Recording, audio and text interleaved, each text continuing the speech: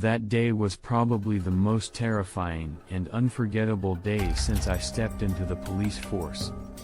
This story took place about a year ago, when my partner and I were ordered to check an office complex, following an alarm signal received by the police station from the security system of that complex, around 9:30 p.m.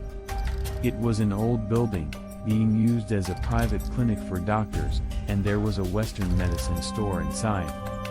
The operator at the police station received a signal of a break-in on the upper floor of the building.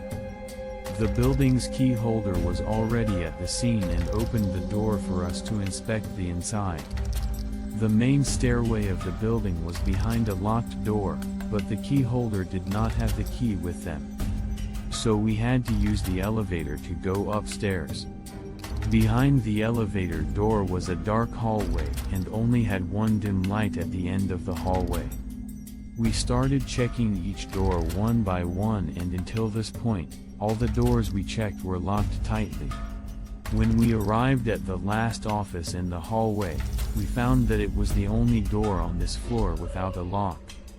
We went inside and found that it was an empty office, with only a reception desk, a waiting area, and about 10 or 12 small examination rooms. We left the office and immediately realized that something was wrong. The end light of the hallway we just walked through was turned off and the light near the elevator was on. I looked at my companion and saw his pale face. I asked him if he was okay and he said, "Weren't all the doors we checked locked and locked just now?" I said, "Well, what then?" He panicked, "Don't you see that they're all open now?" Of course, when I looked over, all the office doors were wide open and both of us were scared.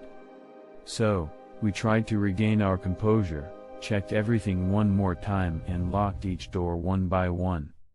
When we checked the last office, just about to leave, the main door of the office suddenly closed tightly.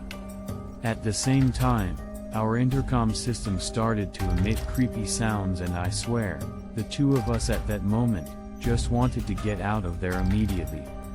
After wandering for a while, we also reached the elevator and went down to the first floor to find the key keeper. However, he had gone missing and we couldn't find him. I contacted the hotline and asked the operator to provide us with the key keeper's phone number. The hotline informed us that the key keeper had not yet arrived and asked us to wait for another 5 minutes. I told them that we had just met him, and the operator told me that it was impossible for us to meet the key keeper, because they had just contacted the key keeper not long ago. Finally, when the real key keeper arrived at the scene, I immediately asked her who the man was who had opened the door for us.